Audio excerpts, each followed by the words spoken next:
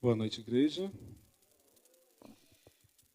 Que a graça do nosso Senhor Jesus esteja com todos vocês nesta noite. E boa noite também para você que está em casa, nos assistindo, ou também que estará nos assistindo através de uma gravação. Mas não importa como estará nos assistindo. O importante é que a palavra de Deus estará chegando ao coração de cada um de vocês. Vocês que estão aqui presencialmente e vocês que estão em casa também. O tema da nossa mensagem de hoje, o Wesley já falou agora há pouco. Alguém se lembra? Não vale olhar no WhatsApp, eu acho. Eu vi daqui. Alguém mais lembra de cabeça? Não? Mas não é mistério não, está lá no WhatsApp também, no grupo da igreja. A mulher vestida de luz é o tema desta noite. E o texto para a nossa reflexão está lá em Apocalipse capítulo 12, a partir do versículo 1. Apocalipse 12, a partir do versículo 1. Então eu quero convidar vocês neste momento a abrirem a palavra de Deus, para juntos nós estudarmos sobre este importante tema das Sagradas Escrituras. Apocalipse capítulo 12, a partir do verso 1. E assim que você achar, curve a sua fronte e feche os seus olhos, porque vamos falar com Deus.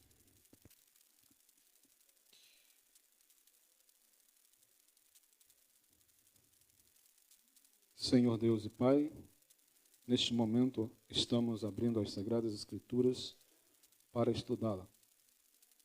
E queremos pedir a Deus que o Divino Espírito Santo esteja conosco como nosso professor, como aquele que vai nos instruir e vai nos levar até a Tua verdade. Em nome de Jesus nós oramos. Amém.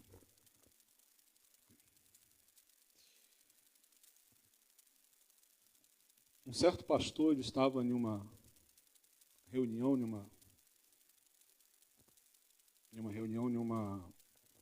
numa tenda, assim, e ele estava pregando sobre Apocalipse capítulo 12. E enquanto ele pregava, ele conta que, de repente, uma mulher entrou pela porta do local onde eles estavam reunidos, e ela começou a vir na direção dele. Ela estava muito enfurecida mesmo. E algumas pessoas tentaram segurar esta mulher, mas ele conta que ela, por mais forte que fossem as pessoas, ela afastava essas pessoas. E quando as pessoas tentavam segurá-la, ela conseguia jogar essas pessoas para o lado. E de repente ela parou, mais ou menos assim, no meio do local.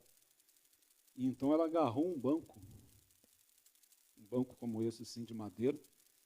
E ela então arremessou esse banco na direção do pastor, que estava lá na frente pregando. E ele disse que ele teve que se desviar do banco que veio na sua direção. E enquanto ela gritava: "Por que você está me atormentando? Eu nunca fiz nada para você, por que você está me atormentando?" O pastor diz que ele já enfrentou na sua vida, assim, ao longo do seu ministério, vários casos de possessão demoníaca. Pessoas atormentadas por Satanás, pessoas possuídas de uma forma assim bem forte mesmo por ele. Mas Satanás, ele tenta sempre se esconder. E a ideia que muitos têm é que ele não existe. Ele é apenas uma figura mitológica, um ser criado pelos cristãos para identificar o mal. Nada mais do que isso. Mas quando nós vamos na Bíblia, nós conseguimos identificar este inimigo como uma pessoa real, como um ser real, um ser que existe realmente. Um anjo que foi expulso do céu e que chegou até nós. E luta contra os seguidores de Cristo, principalmente. E persegue os seres humanos, principalmente aqueles que tentam fazer a vontade de Deus. Aqueles que tentam agradar a Deus por meio de suas ações. O capítulo 12 de Apocalipse começa da seguinte maneira. A partir do versículo 1 diz assim: Viu-se um grande sinal no céu, a saber, uma mulher vestida do sol, com a lua debaixo dos pés e uma coroa de 12 estrelas na cabeça, que, achando-se grávida, grita com as dores de parto, sofrendo tormentos para dar à luz. Viu-se também outro sinal no céu, e eis um grande dragão vermelho, com 7 cabeças, 10 chifres, e nas cabeças 7 diademas. O capítulo 12, ele introduz a sua fala dizendo que João olhou e viu 2 grandes sinais no céu. Aqui a palavra grega usada e traduzida como sinal é a palavra semion, ou semion. E ela quer dizer, ela é empregada para falar de algo sobrenatural, algo miraculoso. Ou seja, o que João está vendo é um símbolo de alguma coisa. Na realidade, não é aquilo exatamente que ele viu, mas ele está representando. Ou seja, ele está simbolizando através daquelas 2 figuras. E aqui nós temos a figura de uma mulher e também nós temos a figura de um dragão. E para nós podermos compreender dentro do Apocalipse, um livro de tantas figuras, de tantas representações, para que nós possamos compreender esses símbolos dentro do Apocalipse, nós precisamos recorrer ao restante das Escrituras Sagradas. Por isso que, quando o Apocalipse, principalmente, ele fala de uma mulher, na realidade ele não está se referindo a uma mulher como pessoa física, na maioria das vezes, porque ele é um livro altamente simbólico, ou seja, podemos dizer assim que 95% do que está escrito dentro do livro do Apocalipse é simbolismo. Ou seja, você lê, mas não interpreta da forma que você lê. Não interpreta de forma literal. Alguns símbolos são mais fáceis da gente identificar. Outros precisam de um trabalho mais elaborado, de um estudo mais elaborado. Mas todos os símbolos podem ser identificados pela Bíblia Sagrada. E isto é muito importante, porque nós vivemos em um tempo em que pessoas, eles pegam os símbolos do Apocalipse e tentam interpretar estes símbolos à sua maneira, ou seja, da forma que eles entendem ser. E não deve ser assim. Os símbolos apocalípticos ou os símbolos proféticos precisam ser estudados e analisados à luz da palavra de Deus, jamais fora dela. Então, para que nós possamos identificar a mulher, o que significa a mulher dentro da profecia, nós precisamos analisar textos bíblicos que falam sobre mulher, a quem que ela é comparada dentro das Escrituras. E eu trouxe para vocês um texto, não vou usar todos os textos, mas um texto para nós identificarmos, que está ali em 2 Coríntios, capítulo 11, no versículo 12. 2 Coríntios, capítulo 11, versículo 2. Versículo 2.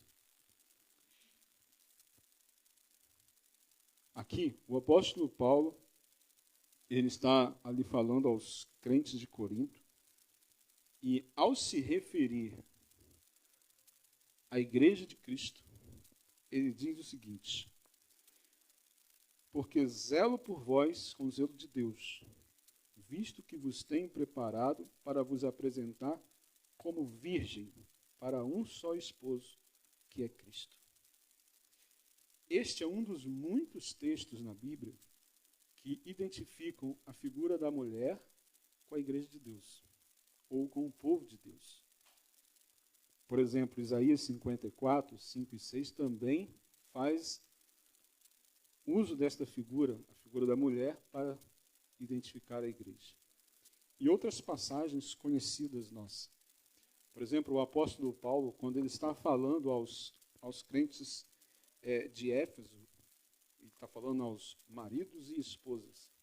E ele diz assim para os maridos, tratai as vossas esposas, ou cuidem delas, ou amem elas, como Cristo amou a igreja. Então, sempre vai se fazer a referência da mulher com a igreja. E aqui, João, ele vê uma mulher vestida de luz. Ele vê uma igreja. E é uma igreja pura. É uma igreja gloriosa. O texto vamos voltar lá ao Apocalipse 12.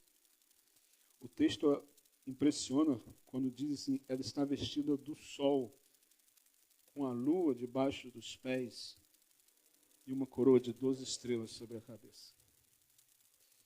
A ideia aqui por exemplo, da lua, vai nos indicar o que é a lua. Aqui nós vamos fazer um exercício de lógica. Ou seja, o que é a lua? A lua é um satélite natural da Terra. E eu pergunto para vocês, a lua tem luz própria? Não, não é isso? Ela reflete a luz do sol. Então, nesse contexto, quando João vê uma igreja, né, com a lua debaixo dos seus pés, ele está dizendo que esta igreja ela tem o quê? Um fundamento. Porque o que fica debaixo dos nossos pés? Fundamento. A base na qual nós ficamos em pé. Então, essa igreja está em pé sobre a lua. E neste caso aqui, a lua ela vai representar todo o Antigo Testamento. Todo aquele sistema sacrificial que acontecia no Antigo Testamento. A gente tem estudado as lições da escola sabatina ali sobre Abraão, que ele erguia um altar ao Senhor e ali ele oferecia um cordeiro. Tem até o caso lá de Gênesis 22, que ele vai oferecer o próprio filho.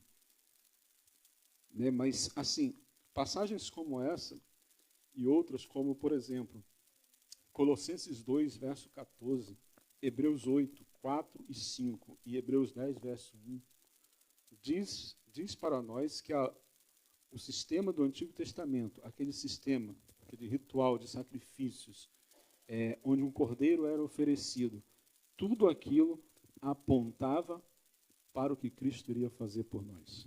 Então, só para a gente não ficar aqui na dúvida, Colossenses capítulo 2, 17. Eu vou ler esse texto. E o livro de Hebreus nos explica muito sobre isso. Quando você estuda o livro de Hebreus, você vai perceber isso também. Colossenses 2,17 diz o seguinte: porque tudo isto tem sido sombra das coisas que haviam de vir, porém o corpo é de Cristo. Então, tudo aquilo que os hebreus, os judeus, na época de Cristo também, tudo que eles faziam, quando eles ofereciam um cordeiro sobre o altar, a roupa do sacerdote, o pão sobre a mesa lá dentro do tabernáculo, o incenso, as lâmpadas, tudo aquilo representava Cristo. Por isso que era uma sombra.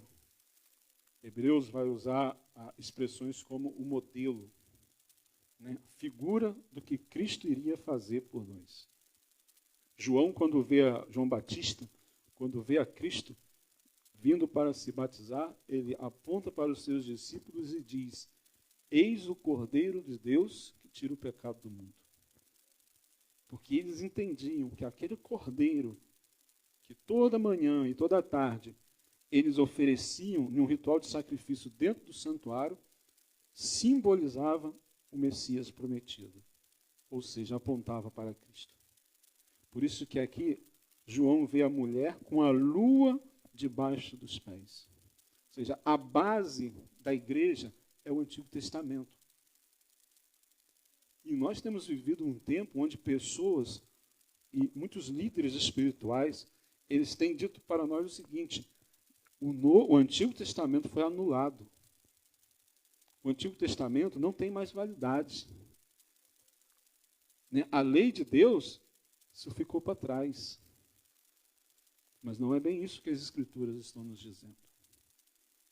A Bíblia está nos dizendo que a base da igreja de Cristo, é o Antigo Testamento.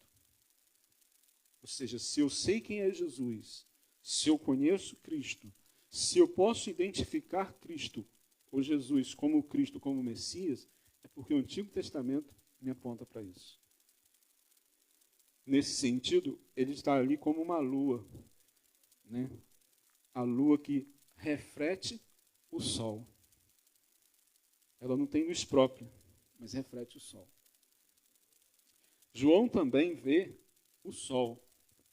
A mulher está vestida de sol. Capítulo 12, verso 2 de Apocalipse fala sobre isso, verso 1, melhor dizer. Uma mulher vestida do sol. E aqui, nesse sentido, o sol vai representar o próprio Cristo, identificado nas Escrituras como o sol da justiça. E, por consequência, representa também o Novo Testamento. Porque é o Novo Testamento que nos apresenta Jesus.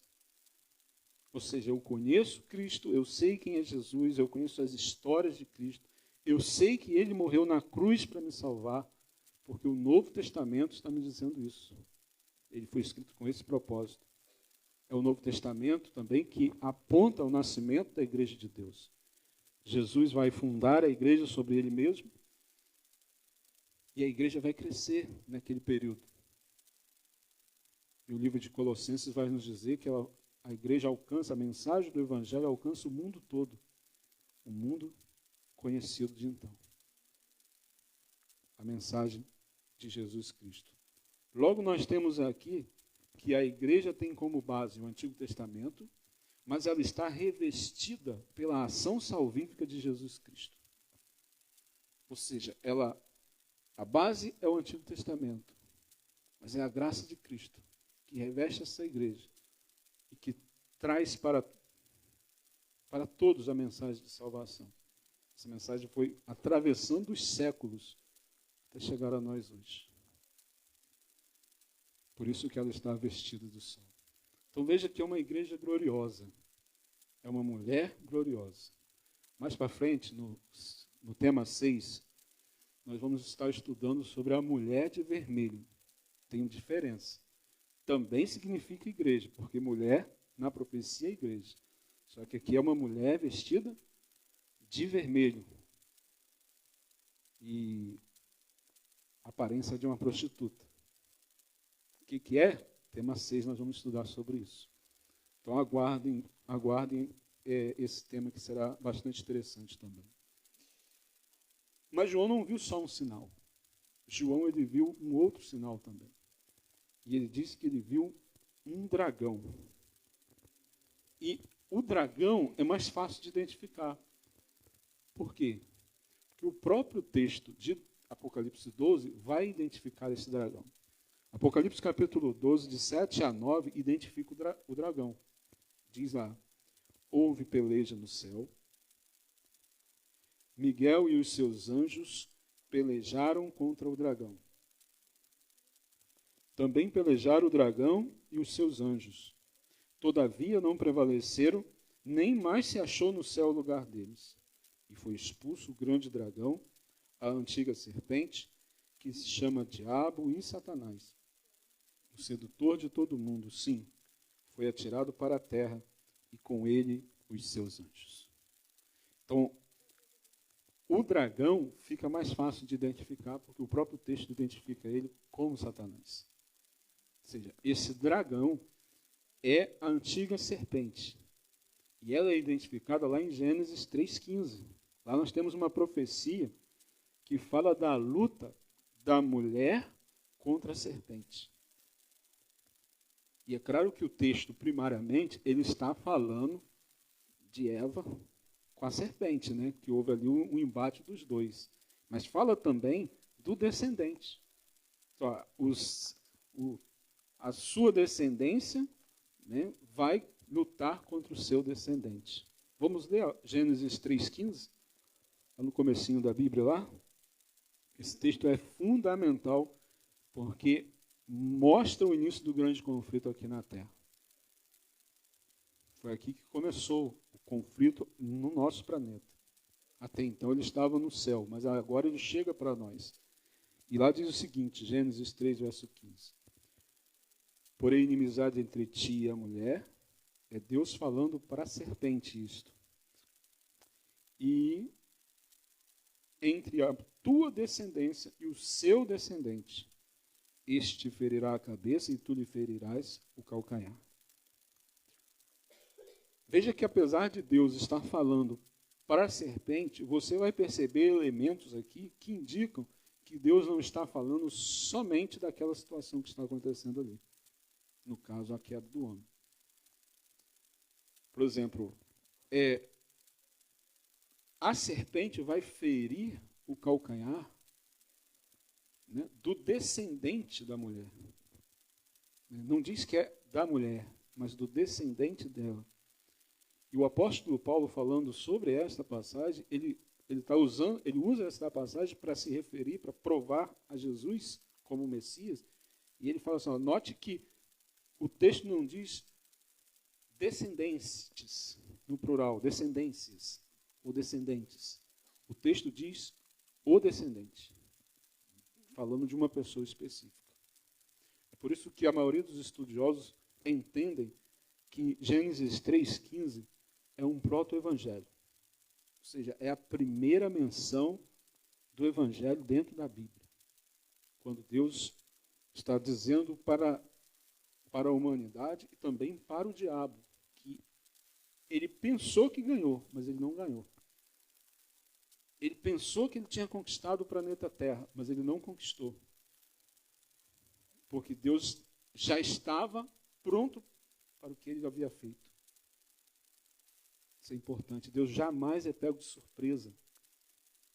Os planos de Deus são perfeitos. E antes mesmo do pecado entrar neste mundo, Deus já tinha um plano para salvar toda a raça humana, ou para salvar aqueles que aceitassem esse plano. É por isso que Pedro fala que Jesus é o Cordeiro de Deus morto antes da fundação do mundo. Porque muito antes do mundo ser fundado, Jesus já estava disposto a morrer por nós. Então aqui nós temos esse início da luta na terra entre o diabo e a mulher. E ao longo dos séculos, o inimigo ele vem tentando destruir a igreja de Deus. A ideia principal dele, a ideia original dele é matar Jesus. Sempre foi essa. É por isso que a gente fala que é o grande conflito entre Cristo e Satanás. Porque a briga dele é com Jesus. O desejo dele é contra Cristo. E aí o verso 5 de Apocalipse 12 nos fala que mal Jesus nasceu neste mundo e Satanás já veio contra Jesus. Diz assim, olha, falando da mulher, no verso 4 diz que a mulher teve o filho, né? E no verso 5 diz, nasceu depois um filho, varão, que há de reger todas as nações com cetro de ferro. E o seu filho foi arrebatado para Deus até o trono. No verso 4 é que fala, né, a sua cauda arrastava a terça parte das estrelas do céu, as quais lançou para a terra, e o dragão que se deteve em frente da mulher, que estava para dar à luz, a fim de devorar o filho quando nascesse. Então, quando isso aqui aconteceu? Lá em Mateus, nós vemos o cumprimento disso. Quando Herodes, ele tenta matar a Cristo, matando todas as crianças de 2 anos para baixo que havia na cidade de Belém. Isso que é importante a gente entender, que Satanás, geralmente ele vai atacar a Cristo quando ele esteve aqui na terra, e depois, posteriormente, a igreja de Deus. Geralmente ele não ataca assim pessoalmente.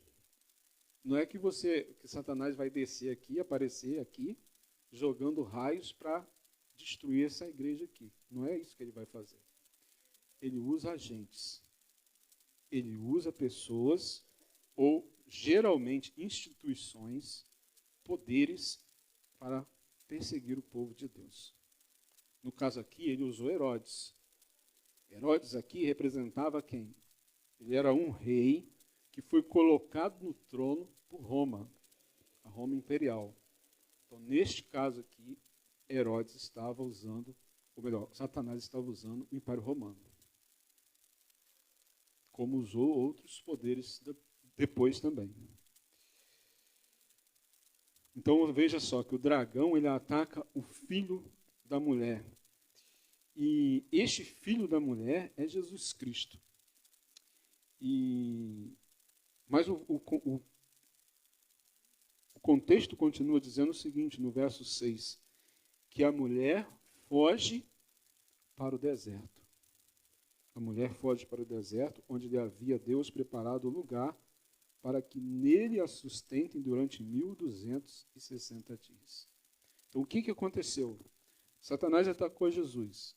Ele não conseguiu. Aí você vai ver o ministério, você lê os evangelhos, você vai ver o ministério de Cristo todinho assim. Satanás atacando Jesus, mas não conseguindo vencer. Por fim, ele é derrotado na cruz. A última tentativa dele de destruir a Cristo foi na cruz. Ali sempre usando o Império Romano e a liderança dos judeus. A liderança, alguns líderes, não todos, mas alguns líderes, ou os principais líderes da nação dos judeus. Como ele não consegue, ele passa a atacar a igreja. Ele passa a atacar a mulher. Veja no verso 6 de Apocalipse 12, que ele vai para cima de quem? Da mulher. E a mulher é obrigada a fugir, ou seja, a igreja é obrigada a fugir. E este período aqui, nós entendemos pela profecia bíblica que é o período das perseguições medievais. Ou seja, é um período onde houve uma união entre igreja e Estado. E aí, desta união, começou a entrar, por causa desta união entre igreja e Estado, começou a entrar costumes pagãos dentro da igreja. E aí a igreja que Jesus tinha fundado lá no Novo Testamento, ela começa a se corromper.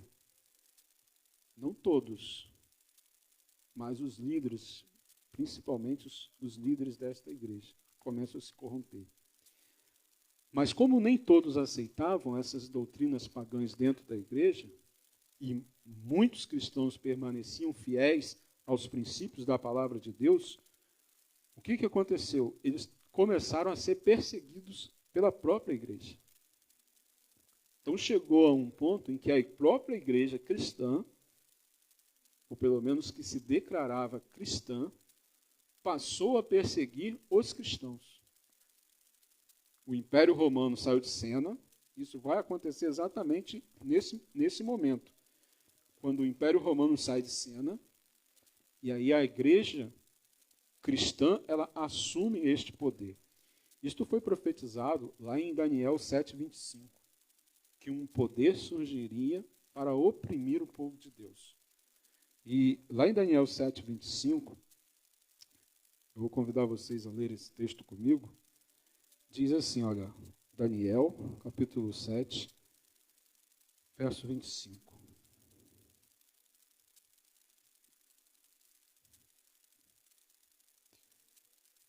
Daniel 7:25. Acharam aí?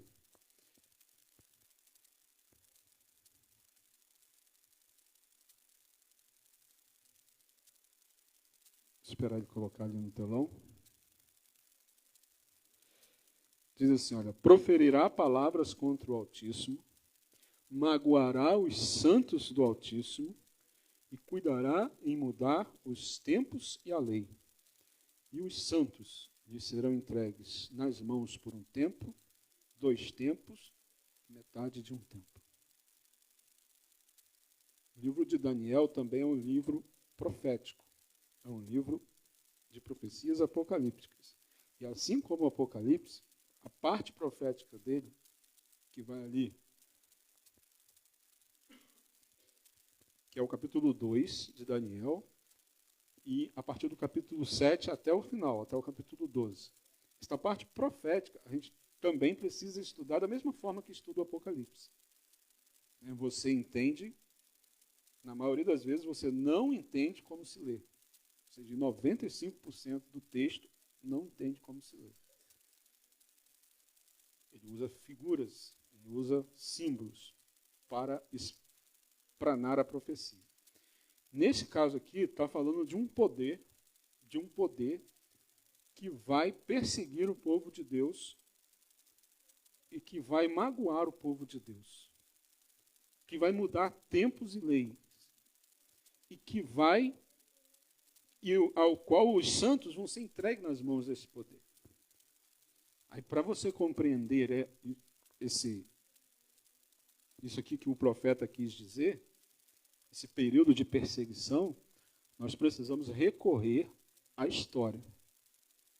E como que a gente recorre à história?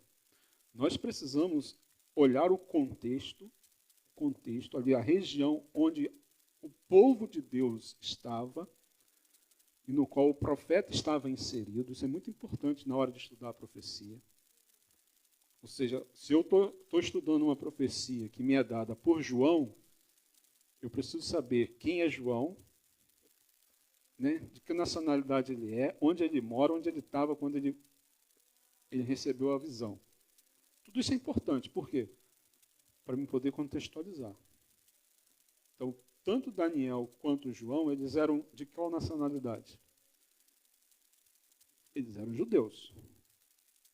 Logo eu preciso, para entender o que ele está falando, buscar ali na história de todos os povos, nações que se relacionavam com os judeus, com o povo de Deus, para mim poder entender.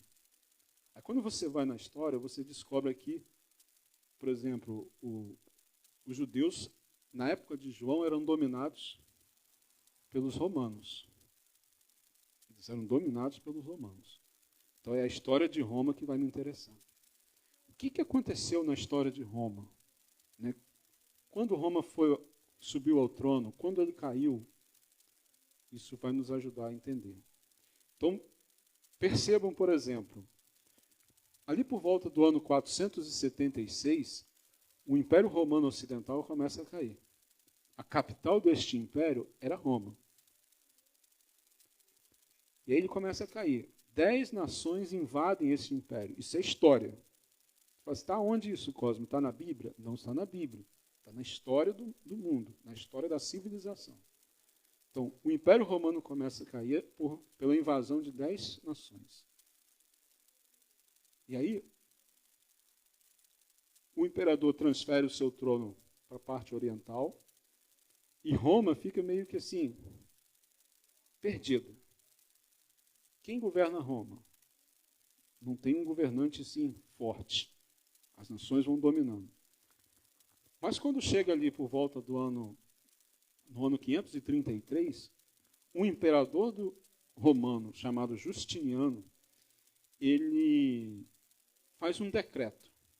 Nesse decreto ele diz que o bispo de Roma, a essa altura o cristianismo é a religião oficial do Império Romano, e ele diz que o bispo de Roma vai ser o bispo proeminente, ou seja, ele vai dominar sobre os demais bispos. Porque a igreja era dividida dessa forma. Em cada cidade havia um bispado, ou seja, um bispo que governava a parte religiosa, né, sobre aquela cidade. Então ele chega e faz um decreto e fala assim, olha, agora, a partir de agora, o bispo de Roma, ele é o principal dos bispos. ele vai dominar sobre todas as outras cidades. Isso foi no ano 533. Só que naquela época, Roma ela estava cercada por uma tribo bárbara chamada Ostrogodos. Essa tribo era uma tribo ariana. O que era o arianismo? Eles tinham uma crença diferente da igreja cristã, com relação a Jesus. Eles entendiam que Jesus não era Deus, que o Espírito Santo não era Deus. Era mais ou menos essa história. De vez em quando aparece alguém aí falando essas bobagens por aí também. Coisa antiga isso, não é novo não. Então, essa tribo estava ali cercando Roma. E somente 5 anos depois, no ano 538, é que o imperador Justiniano consegue, com as suas tropas, expulsar os ostrogodos de Roma. Então, essa data, 538, nós tomamos ela como ponto de partida para essa profecia ali de Daniel 7,25, quando ele diz assim, 1 tempo, 2 tempos e metade de 1 tempo. Aí você fala assim, mas o que significa 1 tempo, 2 tempos e metade de 1 tempo?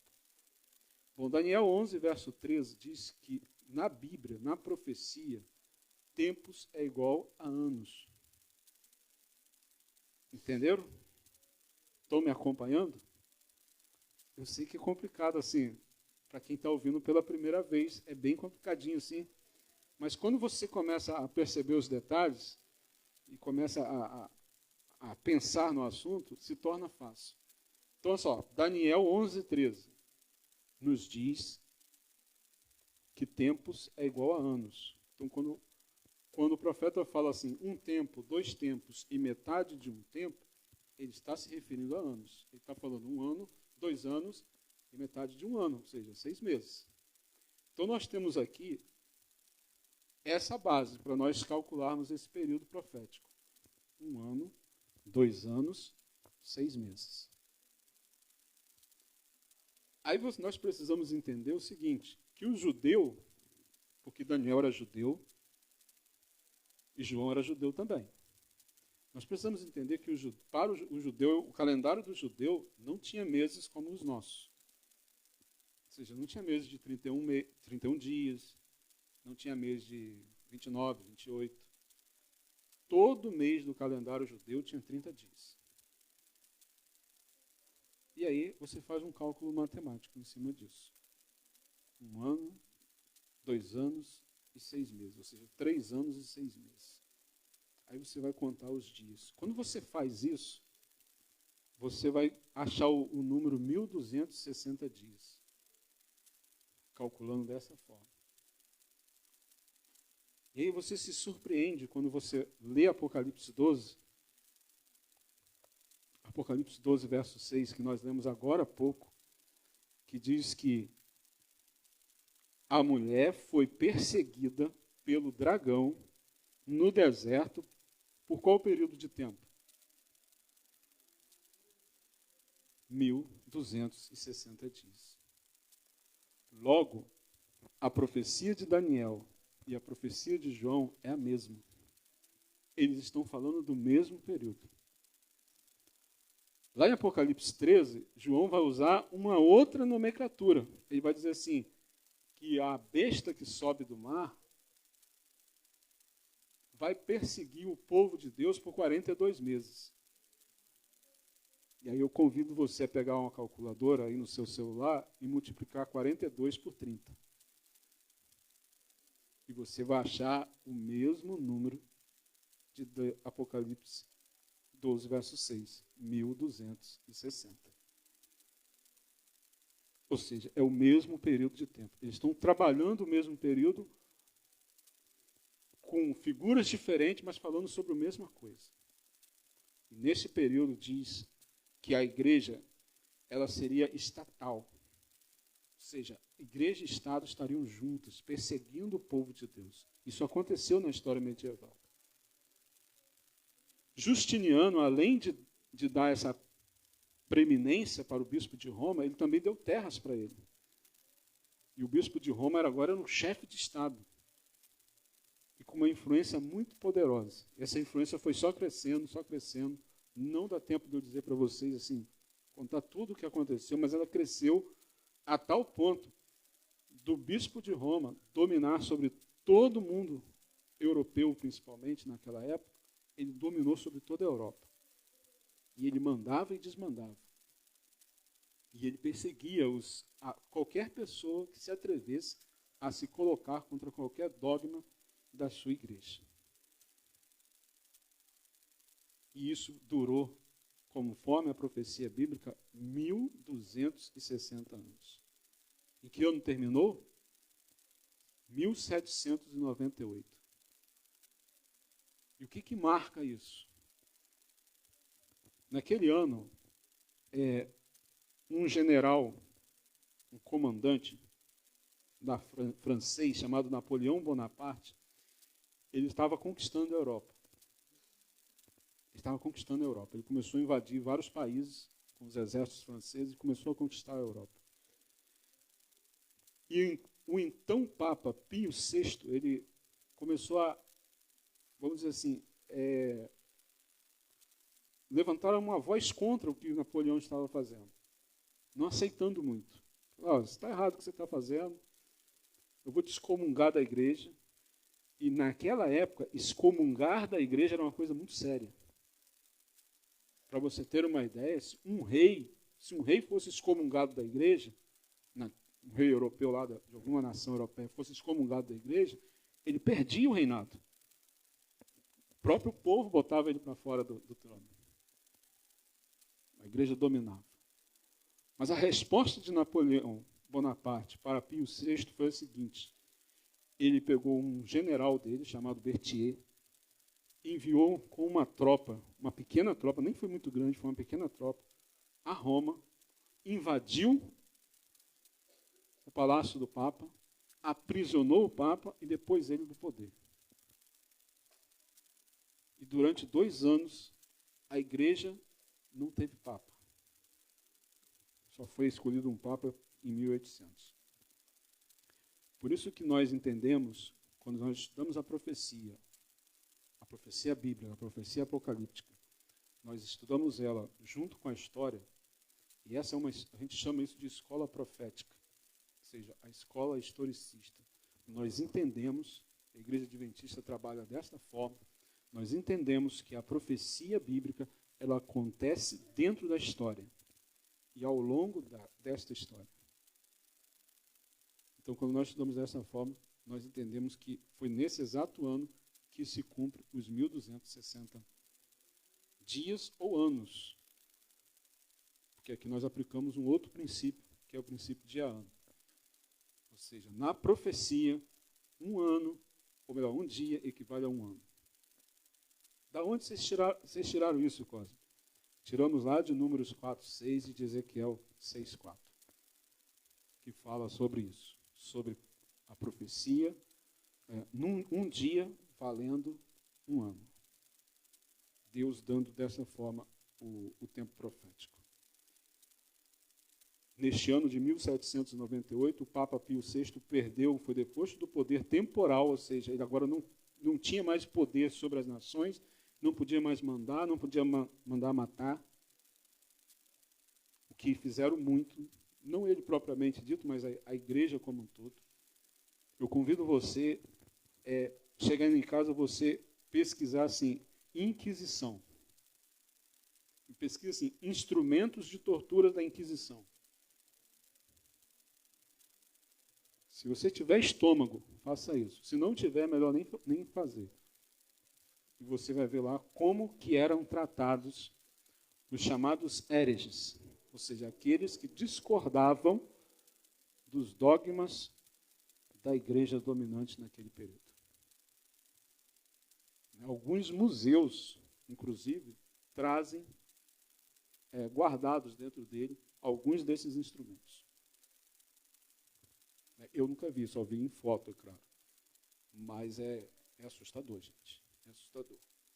O que os cristãos, os fiéis de Deus, tiveram que enfrentar. E o erro deles era só esse.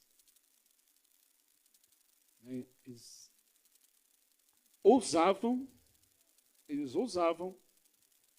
acreditar na Bíblia e somente na Bíblia. E por causa disso eles morriam. Mas o Apocalipse, para a gente encerrar o nosso culto desta noite, o Apocalipse 12 termina lá no verso 17 com uma mensagem para nós hoje. Uma mensagem para nós hoje. Porque diz assim, Apocalipse 12, 17. Depois que ele fez esse fuzuê todo, o dragão, lembre-se que por trás de todos esses poderes terrestres estava Satanás. Sempre Satanás. Usando poderes, usando instituições para perseguir o povo de Deus. E depois de tudo isso, vocês acham que ele recuou?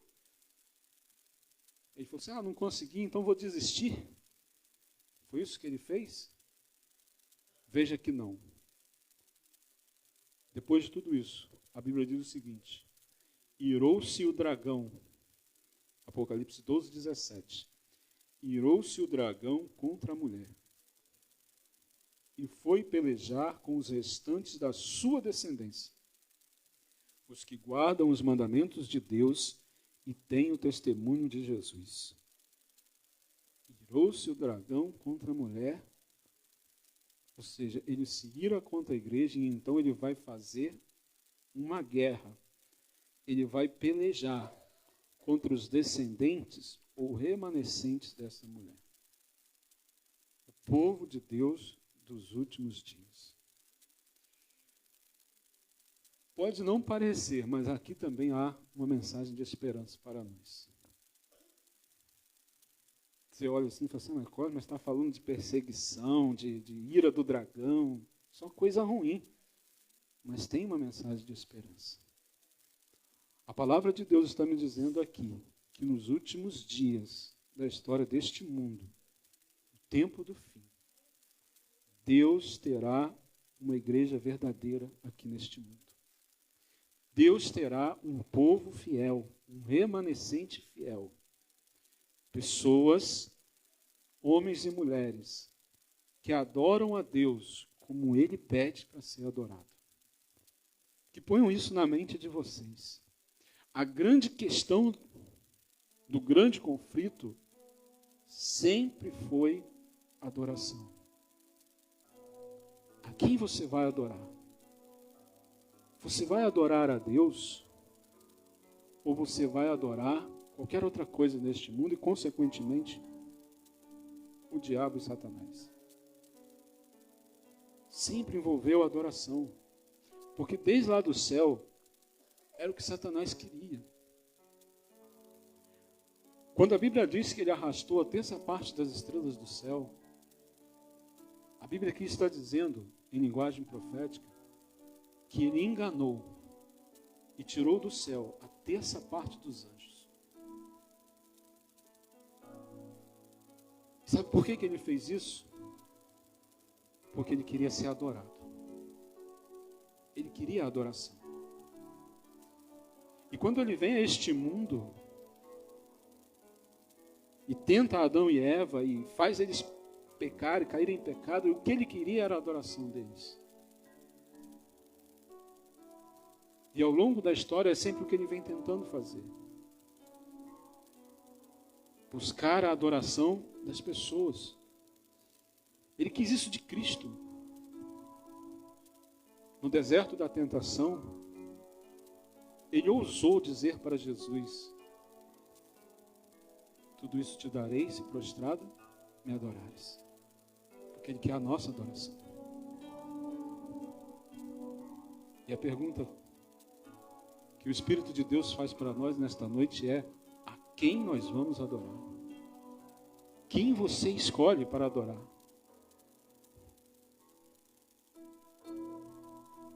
E a adoração, queridos irmãos, amigos, a adoração não pode ser do jeito que a gente quer. Não funciona dessa forma. Eu adoro a Deus do jeito que eu gosto, do jeito que eu quero. Faço o meu melhor para Deus, mas não é assim. Adoração envolve obediência.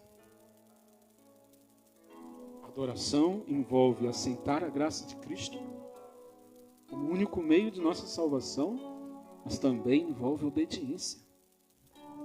Aqui estão os que guardam, os que perseveram no tempo do fim. Apocalipse 14, verso 12. Aqui está a perseverança dos santos, os que guardam os mandamentos de Deus e a fé em Jesus. E Apocalipse 12, 17, aqui está a igreja de Deus, o remanescente, os fiéis dos últimos dias. Eles se caracterizam por guardar os mandamentos de Deus e ter o testemunho de Jesus, ou a fé de Jesus. Essas são as características que nós precisamos ter.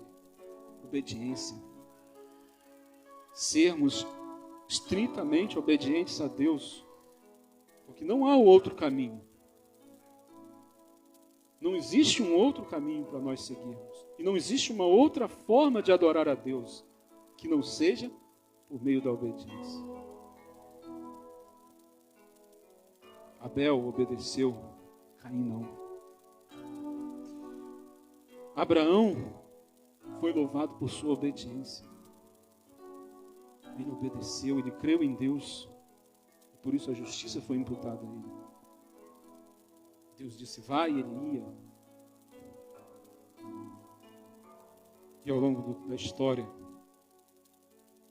é o que sempre tem caracterizado os fiéis de Deus, é a obediência. Porque a fé leva à obediência. E mesmo que os resultados sejam absurdos, aquele que é fiel a Deus, obedece. Ele não se importa de ser jogado em uma fornalha de fogo ardente. Ele não se importa de ser lançado em uma cova dos leões. Ele não se importa de ser jogado dentro de um caldeirão de óleo fervente. Ele não se importa. O mais importante para ele é obedecer. E sabe por que ele faz isso? Porque ele adora a Deus. E como Jesus falou, ele adora em espírito e em verdade. E eu pergunto para você nesta noite, qual vai ser a sua escolha? Como você decide hoje adorar a Deus? Do seu jeito? Da sua maneira? Ou em espírito e em verdade? Isso implica em obedecer. Nós vamos cantar um último hino nesse momento, certo? Vai ter música especial? Então nós vamos ouvir um último louvor nesse momento. A música especial. A irmã Daniela vai estar cantando. E enquanto ela estiver cantando, o Espírito Santo de Deus, ele está dizendo para você nesta noite, faça a sua escolha. Faça a tua decisão. Decida adorar a Deus. Decida ser obediente. Decida fazer parte do remanescente fiel. Queridos, não temos mais tempo a perder. Então pense nisso e faça a sua escolha.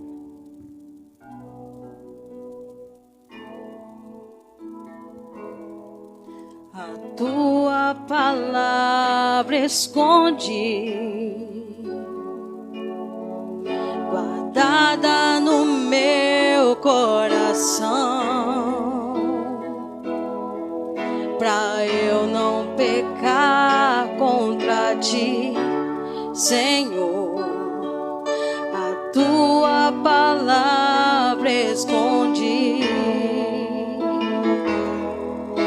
as vestes o sangue lavei, e das tuas águas bebi, pra ser uma oferta agradável a ti, minha vida a ti consagrei. Meus dons e talentos são pra te servir, meus meus dons preciosos são Deus. Não vejo razão na minha vida sem ti. Tu és meu Senhor e meu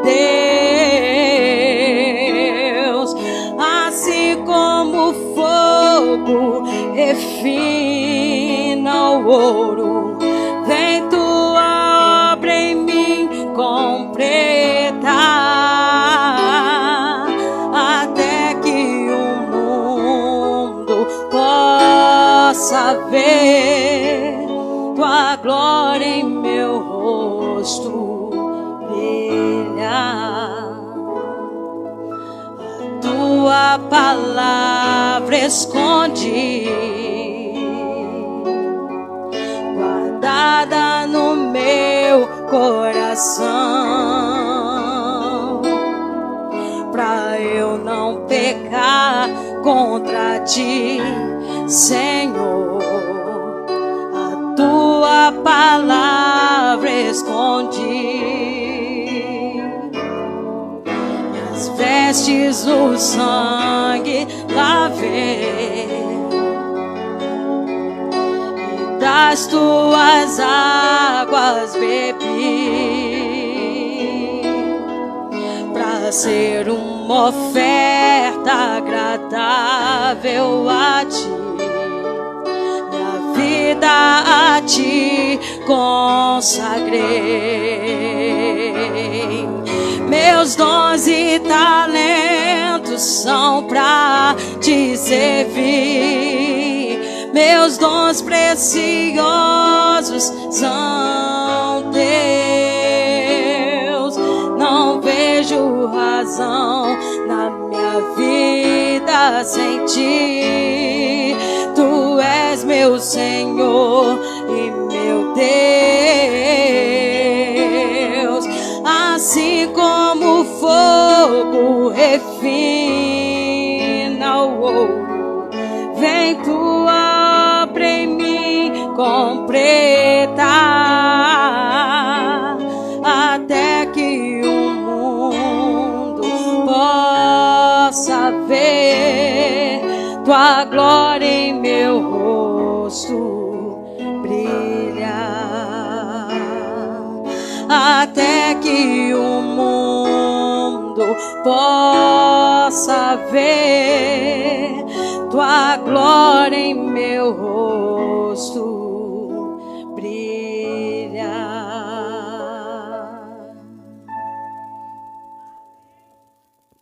Se você escolhe nesse momento adorar a Deus, sendo fiel e obediente aos seus mandamentos, tendo a fé de Jesus dentro do teu coração, eu quero convidar você a se colocar em pé nesse momento.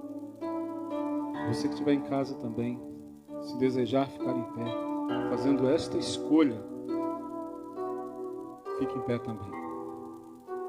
E juntos nós vamos orar, entregando a nossa vida a Deus, entregando o nosso coração, nossa mente, e pedindo a presença do Espírito Santo na nossa vida, para sermos fiéis e obedientes àquilo que Deus nos manda fazer. Feche seus olhos. Querido Deus, aqui estão, ó Deus, um pouco dos teus filhos, que neste momento tomaram a decisão de adorar o Senhor em espírito e em verdade. A decisão de esconder a tua palavra dentro do coração, para não mais pecar contra o Senhor. A decisão de viver em obediência aos teus mandamentos, mesmo que isto tenha um preço, um alto preço a ser pago. Não importa. Hoje, ó Deus, nós escolhemos te adorar. Hoje nós escolhemos ser Deus para todos sempre. Por isso, ó Deus, toma a tua igreja, os teus filhos, nas tuas santas e poderosas mãos, e opera em nós, na nossa vida, aquilo que nós não conseguimos fazer. Derrama o teu Espírito Santo sobre nós. Derrama também, ó Deus, a tua graça. Agora, Senhor, acompanhe cada um de volta aos seus lares. E aquele que está em casa nos assistindo, que o teu Espírito Santo se faça presente junto dele e que ele sinta a presença do Espírito Santo. Em nome de Jesus nós oramos e agradecemos.